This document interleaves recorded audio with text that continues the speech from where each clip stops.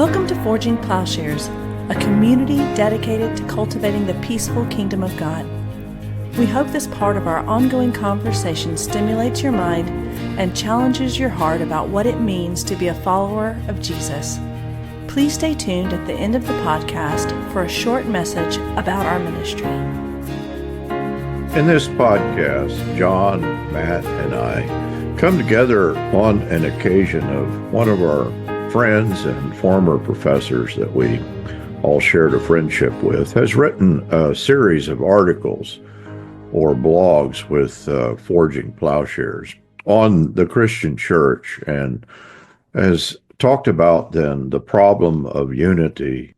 That kind of inspired us to talk about this. First of all, to talk about C.J. Dull and his brilliance, and that even though he's not in great shape, he's still putting out these rather brilliant articles. Matt tells the story of when he was in the library, and Matt asked him a question, and he refers him to the Loeb Classical Library and tells him the volume, the page number, and actually the paragraph. And actually, I've heard that story several times, that he has just a remarkable memory and is a remarkable individual. So partly we're doing this podcast in celebration of Dr. C.J. Dull and what he's meant to all of us. But also then, Jonathan shared with us a podcast by Stanley Hauerwas. Stanley Hauerwas has been for all of us a kind of beloved figure, a shaping figure in our lives.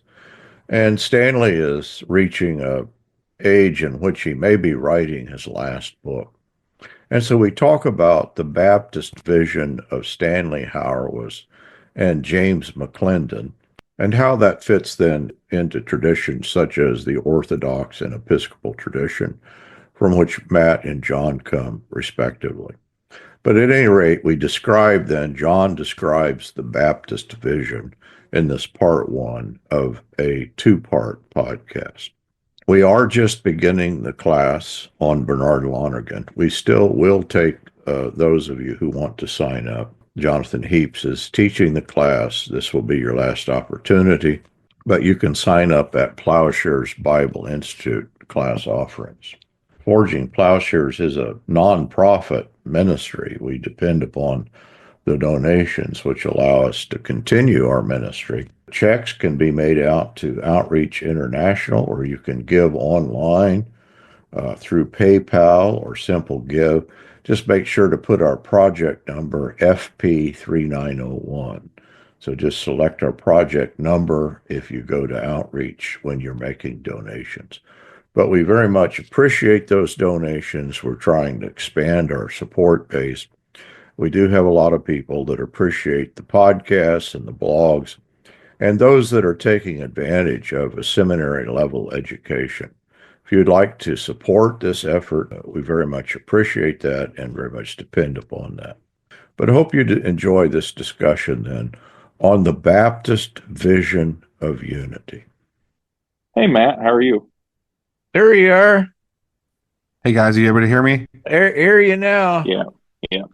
Something's going on with my computer. I think it's because it was out in the cold garage, and I'm bringing it in, and it's like super slow. It froze. So literally. So no, but I just read CJ's articles. I didn't. I just and I like, I think CJ is a solid thinker, and I'm shocked to not see Paul Axton listed among the names of the Restoration movement's finest thinkers, the academics. And the work, and to not take into account like what Forging Plowshares is doing, even as part of like the movement. Does he not know like what you're doing and the reach that you have, and the people, and sort of your philosophy has remained the same in terms of? I don't think I count very high in his, but it's kind of funny, because not funny, but it's interesting that he's in terrible shape. Is he? And he writes these articles that I think are just... His last email to me was signing off. I'm basically going to go die now. No. How long ago was that? Dude, like last week. In fact, he's making improvement. He can actually, he always wants me to take him somewhere, and he can actually stand up out of his wheelchair to get in the car. Before he couldn't do that. emailing him back about his article and said, yeah, I remember a conversation where I was sitting in the library at Central. I was working on a paper. I was asking you for some help on some like rhetorical criticism. And you asked me where I was going to graduate school, and I told you Lincoln, and he goes, those philosophy types will ruin you. I should have taken his advice. He was like, I would just, if I were you, I would just go learn Syriac. Yeah. Something real obscure, right? That but nobody can do. Yeah. The more obscure, the better, because there's no competition. So he just does. They don't have any family. Patty still is going out and taking care of the cats that still live out there. It's the cat's house now. It's the cat's house. The dogs. She took the dog back. Even but actually, that's what Patty and they're all animal people. It happens. It's happened to me several times. We'll be out in the park eating lunch, and a woman, actually a fairly nice looking woman, came running by, and she had a baby in a carriage. And I didn't notice, but CJ, his whole voice and demeanor changed. And he said, "Oh, look, there's a doggy." You were looking at the woman. He was looking at the dog.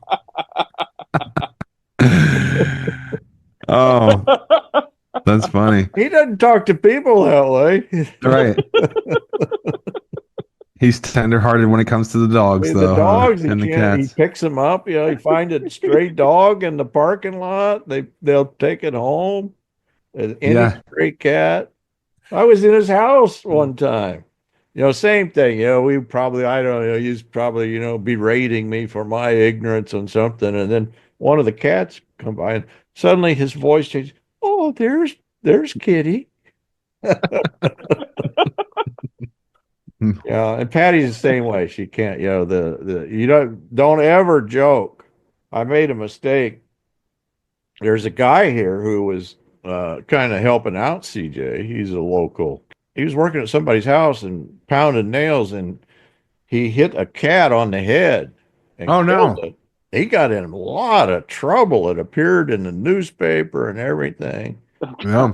And, he was kind of helping us out. And I said, I was trying to make a joke. I said, Patty, well, maybe we could get him to come out and do some carpentry work and get rid of a few of those cats. Oh, no. She didn't think that was funny. That's not funny, yeah. Hey, I'm here with Matt and John, and we're going to have a conversation today that I think we're bringing together several elements. And John recently shared with us a video of Stanley Hauerwas. And maybe, in the video, they're talking about that this is maybe one of his last books. And, clearly Stanley's getting old.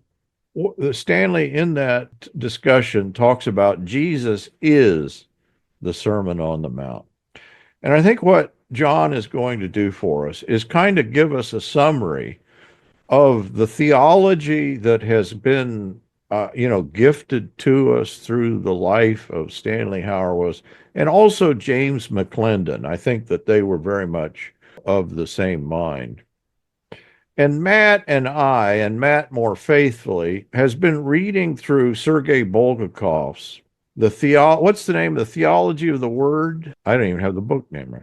I don't think you're actually reading it. I did. I think you're caught red-handed. No, it's called The Philosophy of the Name. The philosophy. Not the theology of the word. I didn't come within 10 feet of the correct. This has happened several times, where I'll get real excited and I'll send Paul a book. I've been reading it. And he'll pretend that he's reading it. And I'm like, I don't think you've been reading this. I have not read it as thoroughly and faithfully as you have, but boy, I have sure skimmed it with great interest. Yeah.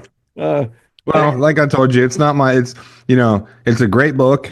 I love it. It's my least favorite Bulgakov book that I've read so far, but that's because it's highly technical in the first part. But I do think it's a worthwhile project there. I think it's an excellent project, and I think I read enough of it. I'm going to continue reading it, Your money was well invested, but he's giving us a theology of language that only culminates, I think, in the person of Christ. That is, that the connection between reality, the ultimate reality of God, and the language it comes together in the logos.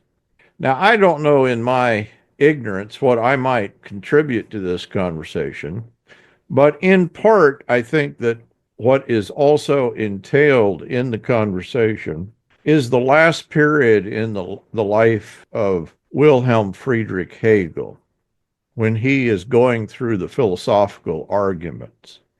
And Hegel is making the same sort of direct identification in knowing Christ and a first order experience of reality.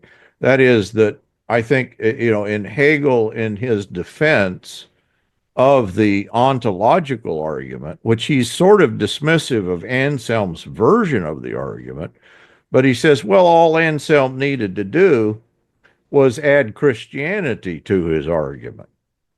In other words, that it's in Christ that thought and being are truly brought together. And so I think there is a sense that we're all hitting similar notes. But John, I've probably completely misconstrued this. You run down for us then. I was just saying, man, that is some introduction. It just got bigger and bigger and bigger. Well, I see things in the abstract, Um, sure. Well, Where do we begin?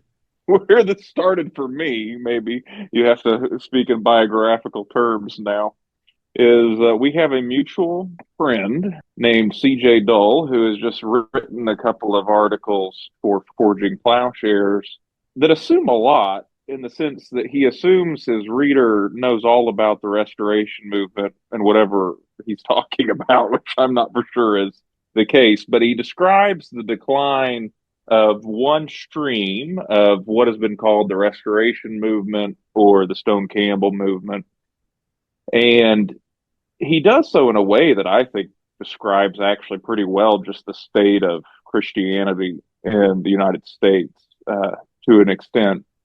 And as I was thinking through some of what CJ had written, which is essentially to say two things have sort of happened. You get the split between, on the one hand, all the pastors, ministers that want to go off and do the megachurch thing and measure everything in numbers. And then on the other hand, you have theologians and biblical scholars who are trying to work out what does it mean to be in a cohesive group that cares about unity, but in the United States, which is a real problem, I think.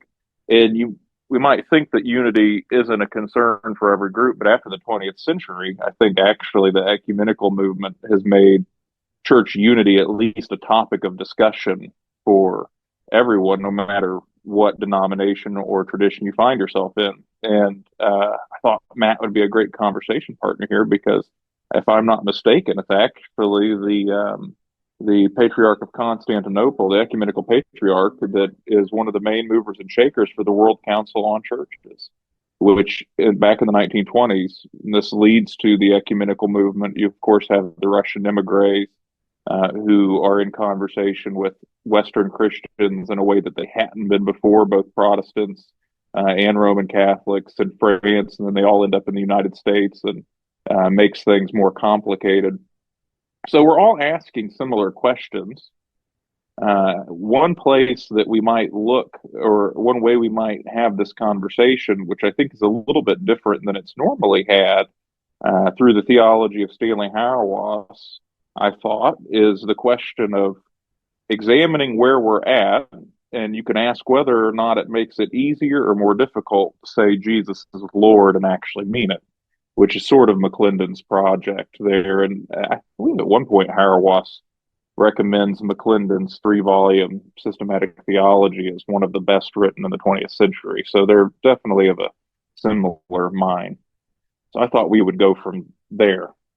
maybe in your description of what is meant by lordship, can you be specific what it is that Hauerwas and McClendon then are thinking there?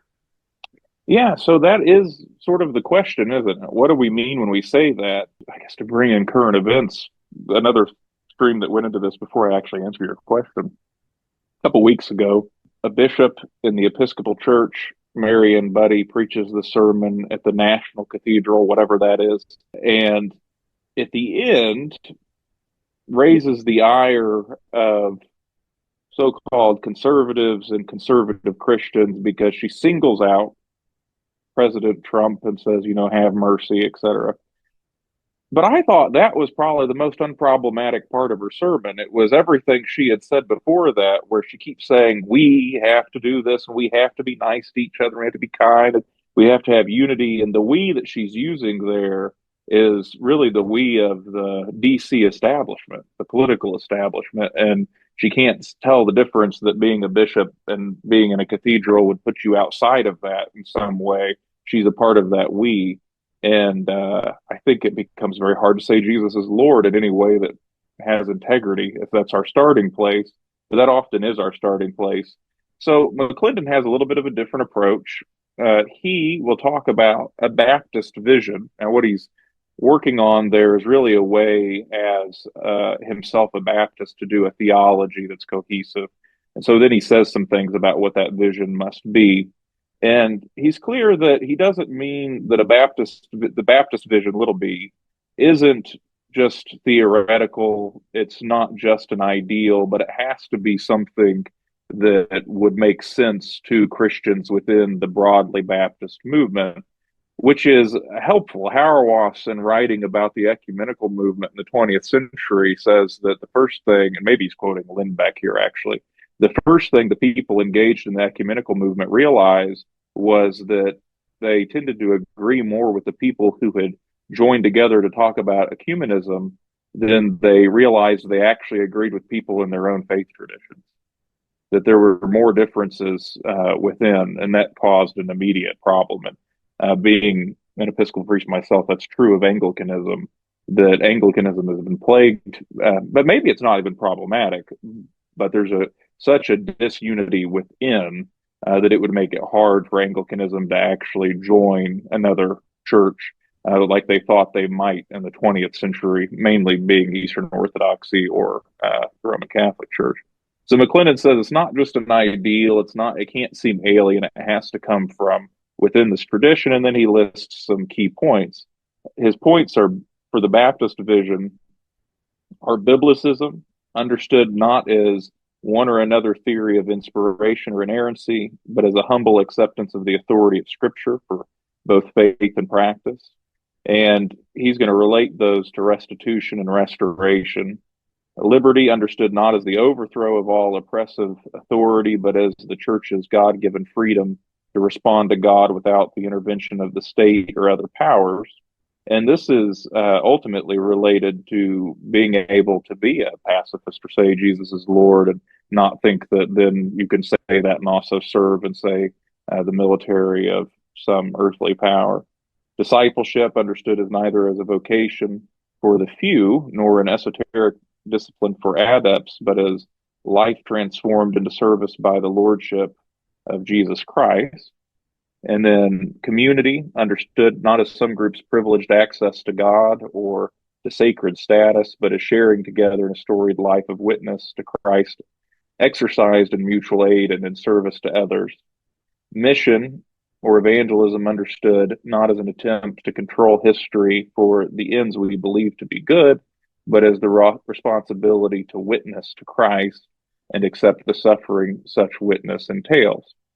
And I think there's a sense in which most Christians could accept those things, but our own traditions or maybe how we practice Christianity also will put stress on some and not others, or maybe his points will critique where other Christians are at. So it is sort of like a mere Christianity process. And he goes on to list a whole litany of denominations that some of the people wouldn't even necessarily consider orthodox in the little o sense. And he says, well, perhaps all of these people share in this vision.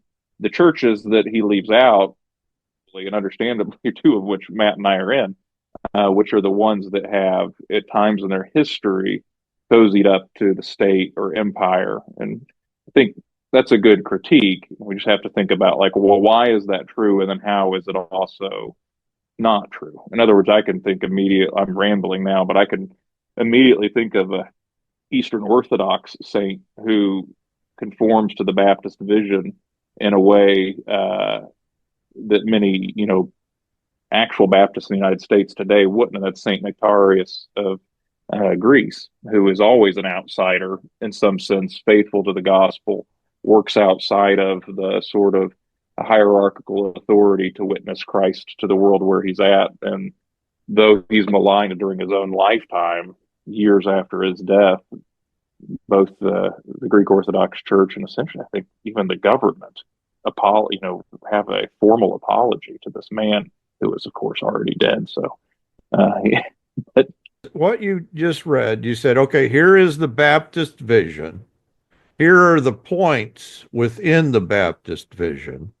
And now you're making a key point that in this Baptist vision, there may be a very different sensibility than is found in liturgical and so can you make that distinction clear?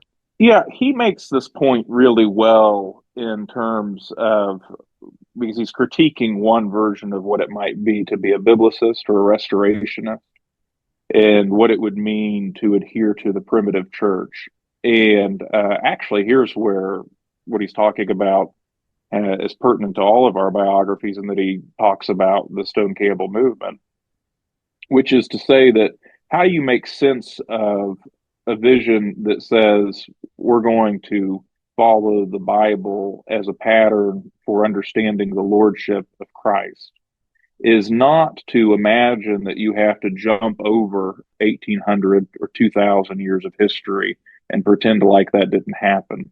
It's to say that there's true Christian witness all the way through the ages from Christ until now.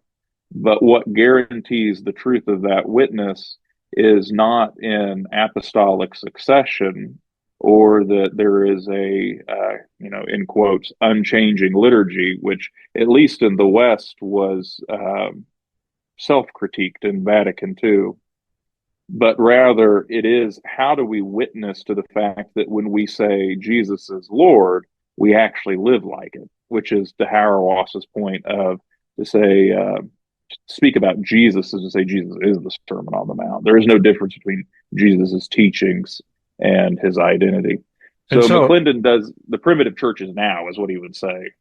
It is in other words, if I used McClendon, I probably unwisely in an undergraduate class, but you benefited from my, you both did, I think.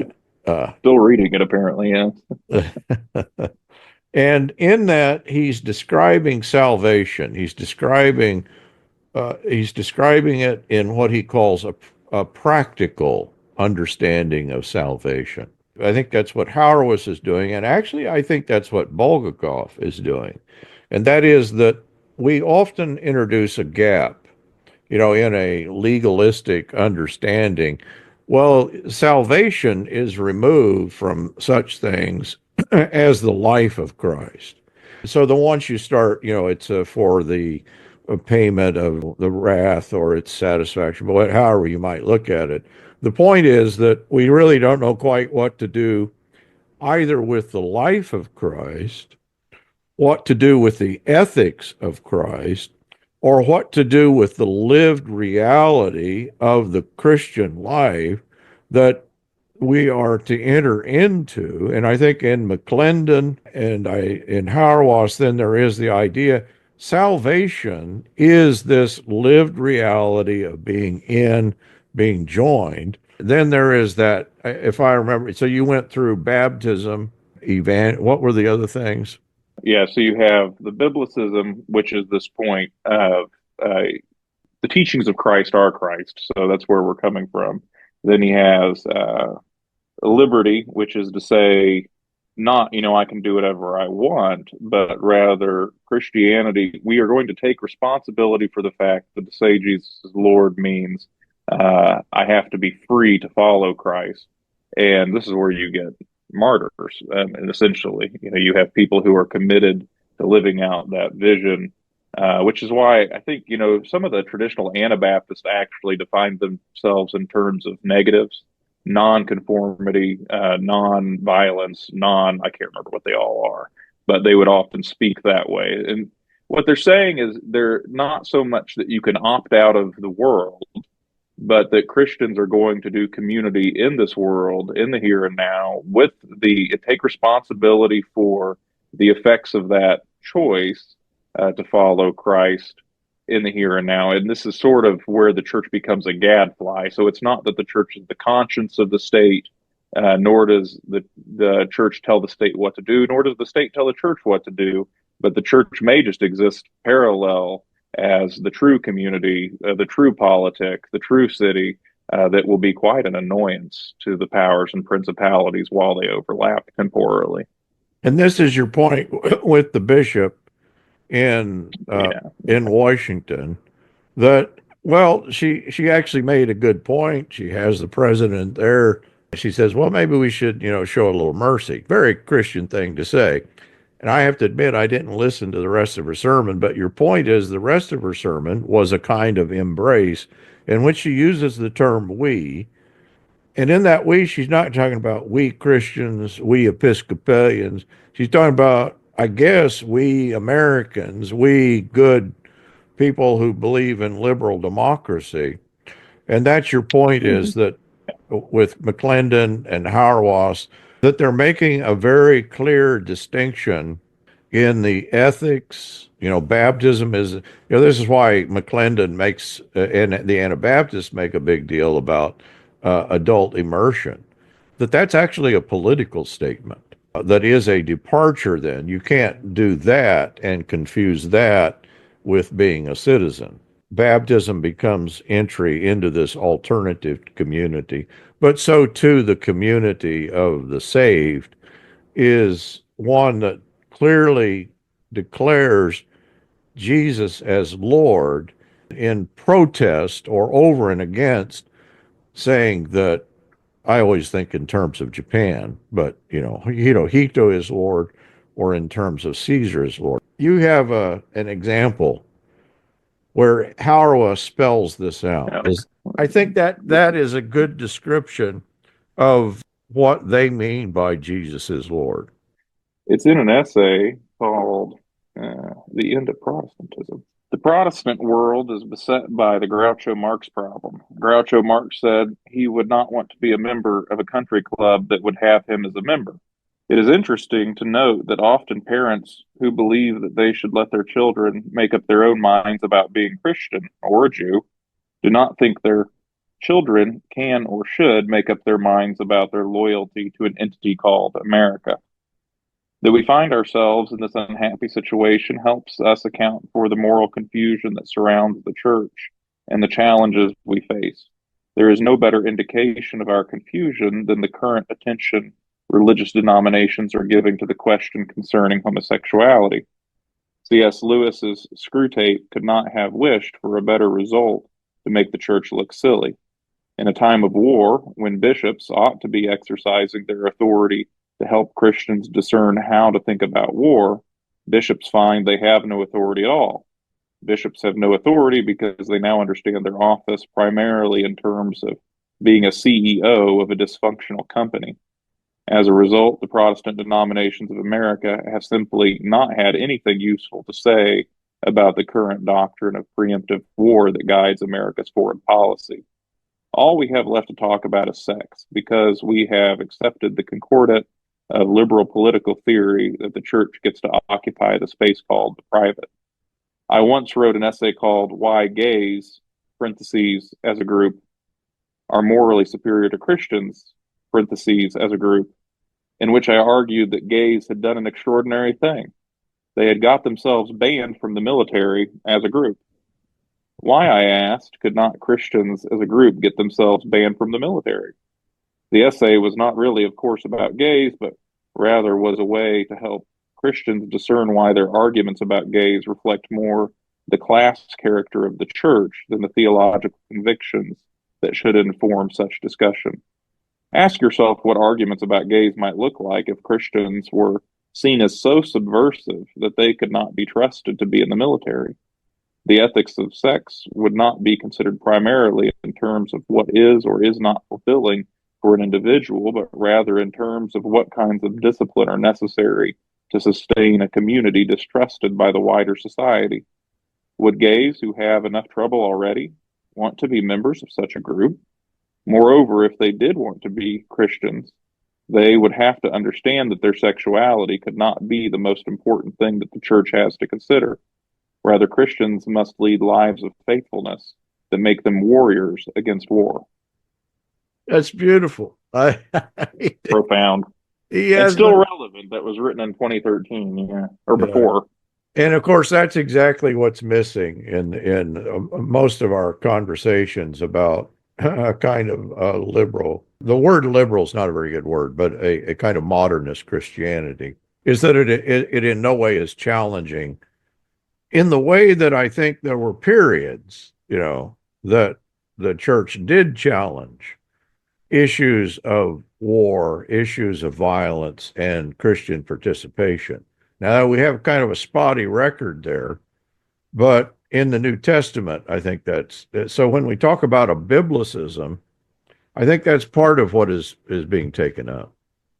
That's exactly the way McClendon would put it. He says this sort of biblicist appeal to liberty and discipleship and community and mission discloses that fundamentalists have not been fundamental enough and that liberals have not been liberal enough to hear all the Bible's words as words for them.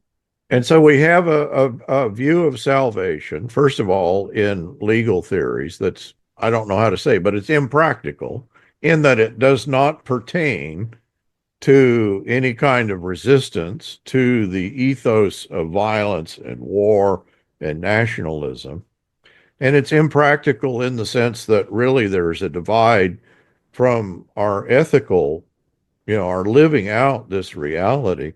And so I think what you're getting in, the great blessing of Stanley Hauerwas and James McClendon, this understanding that to be violent is over and against what it means to be a Christian, because to be a Christian means that you imitate Christ, you follow, you embody the Sermon on the Mount.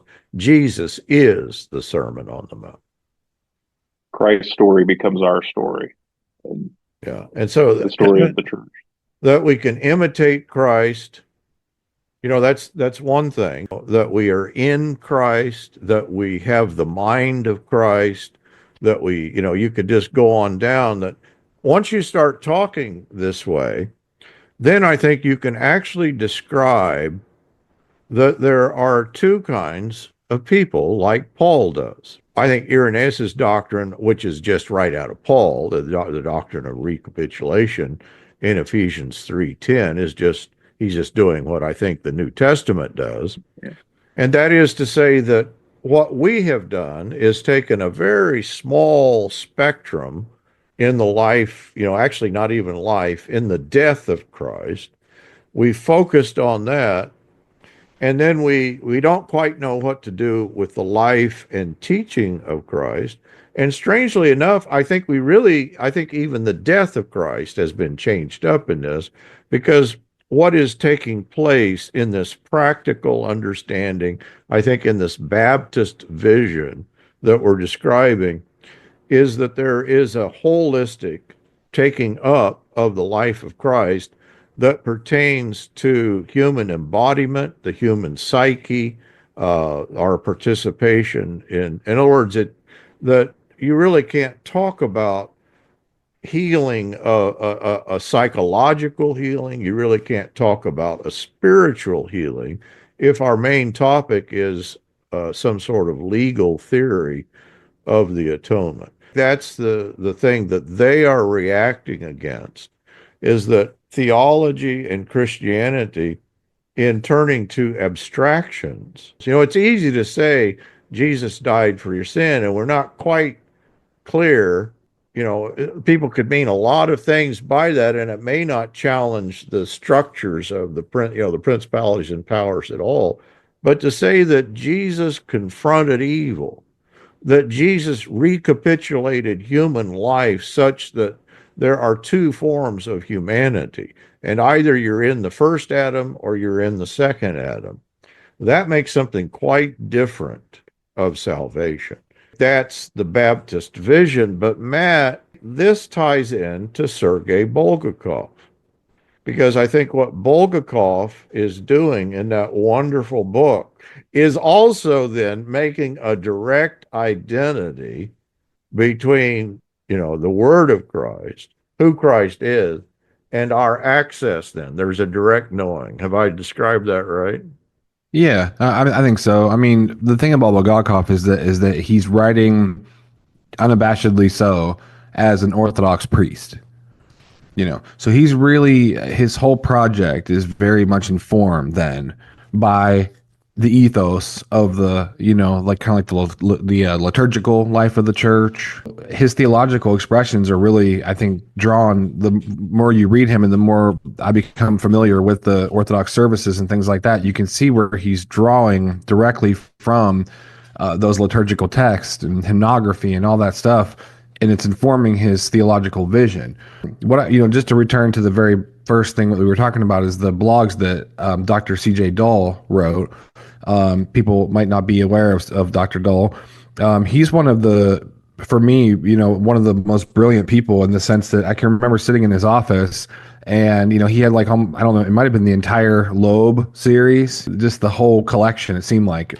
And we would be talking about, I used to try to go in and ask him like purposefully obscure questions. He would without fail, would say, well, if you grab, this volume and open up to this page, I'm not exaggerating, and he would say, he would reference something, and sure enough, you'd grab the volume off of the shelf, you'd open up the book, you'd look at the page number, and you'd find the passage that he's referencing. I haven't really known anybody else in my life that could do something like that. I've heard that story many times. In fact, our elder around at the church tells that story again and again, that students have told him. So it was very impressive. But the thing that kind of jumped out, he wrote a 2-part, assuming that he has more coming, but he's written 2 parts to his blog where he's kind of tracking the whole, I would guess that he's kind of describing the disintegration in a lot of ways of the Stone Campbell or Restoration movement.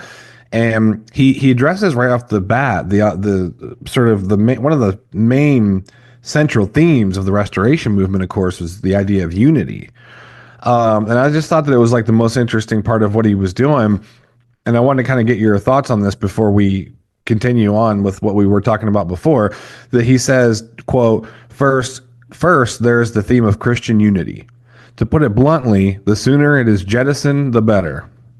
That many will cringe, for lack of a better word, at that thought is a monumental understatement.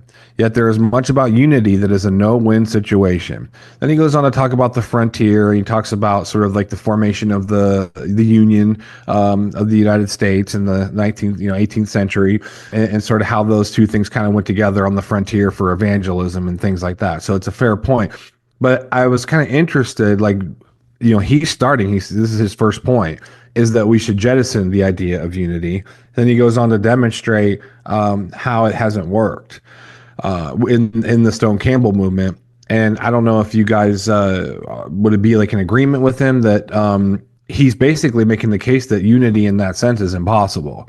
And there's like sort of proof of the pudding, right? If you kind of look at the history of how the Restoration movement has unfolded, the history of Protestantism has unfolded, and then up into 2025, the sort of strict, almost 50% sort of division. I mean, we're like, people are winning elections by like 1% and stuff like that. So we're very divided. And I feel like everybody feels that, knows that. But I wanted to get your thoughts on that. That's a sort of a bold statement. Of course, St. Paul is always appealing to unity, sort of exhorting the faithful there in those particular communities, towards unity. We can talk about whether he's talking about some sort of like meta unity, but certainly to those different parishes that he's writing to, he's exhorting them to unity. So before we talk about Bulgakov, the Orthodox priest, What do you guys think about CJ's point there about, to put it bluntly, the sooner the idea of unity is jettisoned, the better? I think what CJ had in mind there, and I actually talked to him about this. In other words, in the Restoration movement, first of all, you have to picture what the situation was on the American frontier. The denominational strictures were interfering with people from, if you weren't from Scotland and you weren't a New Light Seceder Presbyterian, well, legally you couldn't share communion with, those darn Presbyterians who didn't see the New Light Seceder view. And of course, this got ridiculous on the frontier. And so what Thomas and Alexander and Barton W. Stone, and I imagine there were many people that did this, they opened communion to believers. They did try to say what a believer looks like, but in other words, the human structures that were interfering with their Christian communion were discounted. And I'm still in the Christian church, whatever that might mean. But I think that the appeal to unity, I believe in it still, but in other words, were the Campbells, and I think we could debate this, were the Campbells talking about an institutional unity? Well, they themselves, I think, kind of went back and forth. That in what was the death of the Springfield Presbytery, That's Stone, the last will and testament of the Springfield Presbytery. In other words, I think what in part is taking place, they're saying, well, we shouldn't do the sorts of institutional understandings of unity, inasmuch as these have interfered with the unifying person of Christ. I depart a little bit from what CJ is making. I think the point is well taken. We're not going to achieve some form of human institutional unity. In fact, I don't think it's up to us to achieve that. But the unity that we have in Christ is in no way then dependent upon our ability to, in some way, create it, establish it, protect it. Now, I'm saying something here, but there needs to be more put into this. That doesn't mean there aren't things that we can do to provide for this unity. So at least that would be my starting point. So I've heard you say all that before, and you probably understand the profound depth of what you mean, but I don't think I've ever gotten it myself until more recently. And what I mean, I'm going to say some things that really make myself uncomfortable, but about Christendom. I think one of the problems with unity, as CJ says, is impossible, and the unity that CJ says is impossible, probably rightly so. But the problem with the whole paradigm is the unity that is being longed for when we talk that way is the unity that was made visible through Christendom. So that, and I mean, I love the Nicene Creed. I say it every Sunday. I don't have a problem with anything in it. I would consider myself a Nicene Christian. But the issue here, I think, is wrapped up in the story of Christendom, even with the ecumenical movement of the 20th century, which is to say, as we start having this conversation, we have it at a time when the various churches who participate are feeling especially vulnerable because of the secular world. We're at the stage of secularism where we talk about it in terms of modernity falling apart, but a part of that story is also Christendom is falling apart. And we see that now even more so. You have people like Richard Dawkins saying, well, I want to be a cultural Christian because I sort of like the England I grew up in. And now it's, I don't want to believe any of the stuff you believe, but, it was better than what we're headed for. Hauerwas makes this point really well. I'll read you another. It's not quite as long as the quote that I did before. He says, let me end by being as candid as I can be. I think the churches, Protestant and Catholic, have for some time been in an epistemological crisis. That crisis reflects the tension in the gospel in which the lordship of Christ seems to require Christians to acquire social and political power, but at the same time, the very means to achieve that end are in conflict with the one in whose name Christians act. In other words, Constantinianism and or Christendom can be understood as a working out of the logic of the resurrection and ascension of Jesus. Whatever one may or may not think about the establishment of the church through social and political power, and I am among those who have been quite critical of such an arrangement, that reality is drawing to an end. That it is so not only means a rethinking of what we mean by church, but in fact, to do theology from below means everything Christians say we believe will need to be rethought. And particularly, I suspect theology needs to be much more concrete and specific. When you are in a survival mode, you do not need an atonement theory if you take seriously that through the church, and in particular the Eucharist, we are made participants in Christ's very life. In such circumstance, churches may well discover that what was thought to be church dividing turns out to be less significant than they thought. And I think he's hitting on this theme of what you're saying is there's two ways to have this unity conversation. And one way is still within the paradigm of Christendom, where we're imagining that we need visible denominational unity and usually consensus. At least in the West, you sort of get an emphasis on a consistent consensus of confessions. He uses Anglicanism as a good example, oddly enough, not because it does anything well, but because of how dysfunctional it is. There's no confession in Anglicanism, which has always been a problem. And so he actually holds Anglicanism up next to Anabaptism as having a very similar ecclesiology when it comes to the unity discussion in particular. But you have a whole host of other problems, of course, with Anglicanism. If you're in the Church of England specifically, you have the monarch who, this isn't practically how anything works, but is the head of state, etc. Whereas, you know, in other places, we're basically congregational with bishop episcopal polity, which also can be problematic. But I think his point here is well taken, that we have to rethink what it even means to have unity. And I think the way that you said it is a way that we might be able to articulate Christian unity post-Christendom. What he's saying is, yeah, we may have had a vision of unity in Christendom that was actually quite evil. Yeah, it's problematic. Yeah, it's this conversation is so huge. It's not like we're gonna knock it out in a podcast or two, kind of thing. But kind of, I'm struggling myself, like John was saying, like looking at my own tradition. You know, the problems there with Constantinianism and imperialism, etc.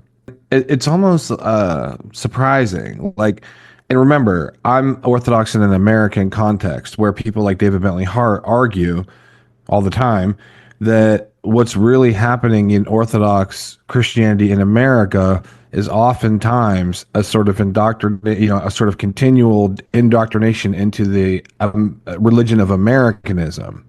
It's not like, because you're Orthodox, you're in like this pure sort of situation where you've escaped all the problems that John is describing there, and Hauerwas is talking about it. In fact, it could be the opposite in some ways, right? But I do think that there's something to be said about, if people are paying attention. It's been my experience as an Orthodox Christian that what unifies us first and foremost is our participation in the divine liturgy. So in other words, like the liturgical life of the church is, for at least in Orthodoxy, it's not just a sign of unity, but it's a participation in God, and so that kind of takes us back to the earlier stuff with Bulgakov and his work on the philosophy of the name. In other words, what is it that we're doing when we're speaking, and what is it that we're doing when we're in the divine liturgy and we're worshiping and praying together and participating in the Eucharist together? Bulgakov, quite over and against something like nominalism or postmodern nihilism of language, argues that actually, because language is grounded in Christ himself, the Word, and that all words then are an attempt to sort of name what it is to have conversation is we're always continually trying to name something.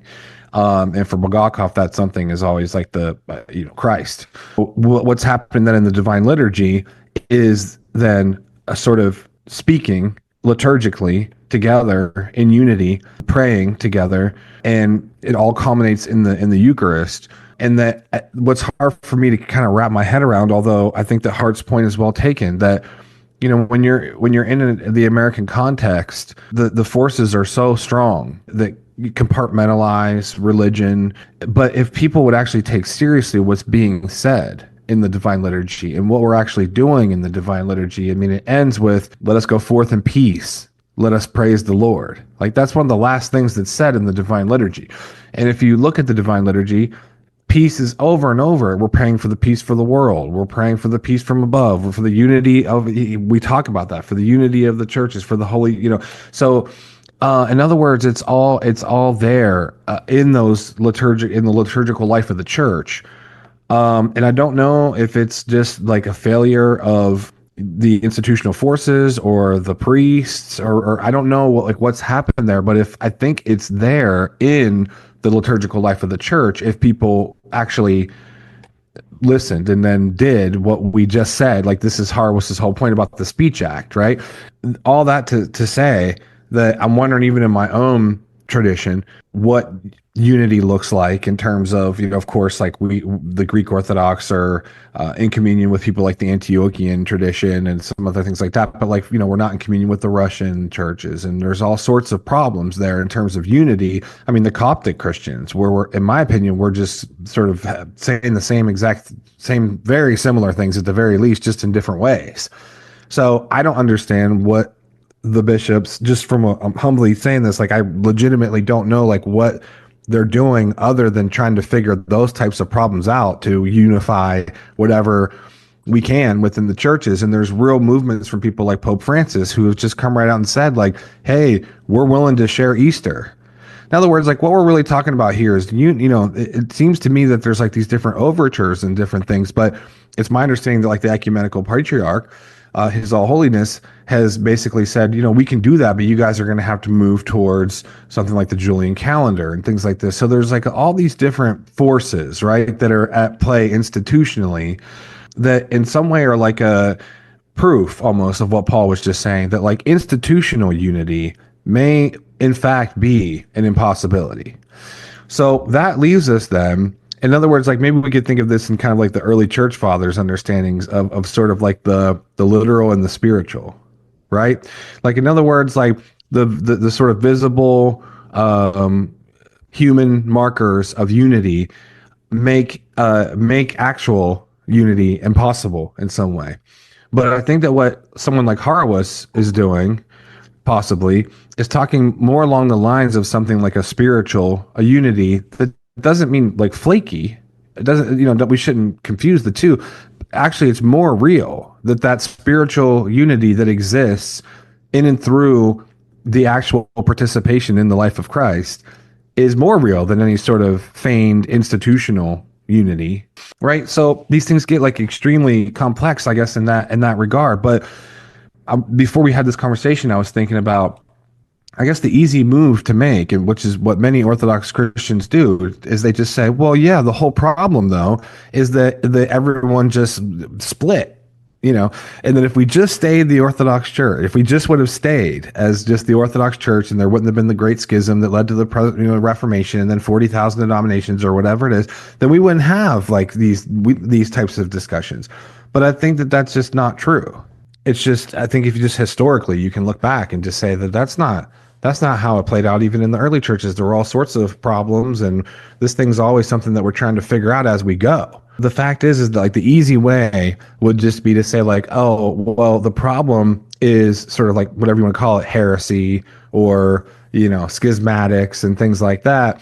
And in as much as they have departed from the true unity of the apostolic deposit handed down by the fathers, the further they get away from that, the more problematic things are going to be. And there may actually be some truth in that. But as CJ says in his article, and it kind of just it's kind of a hard reality whenever he just kind of put it bluntly, But he just said, like, if you haven't realized it yet, spoiler alert, we're not going to unify. It looks pretty certain that, like, the church isn't going to unify in that sense, right?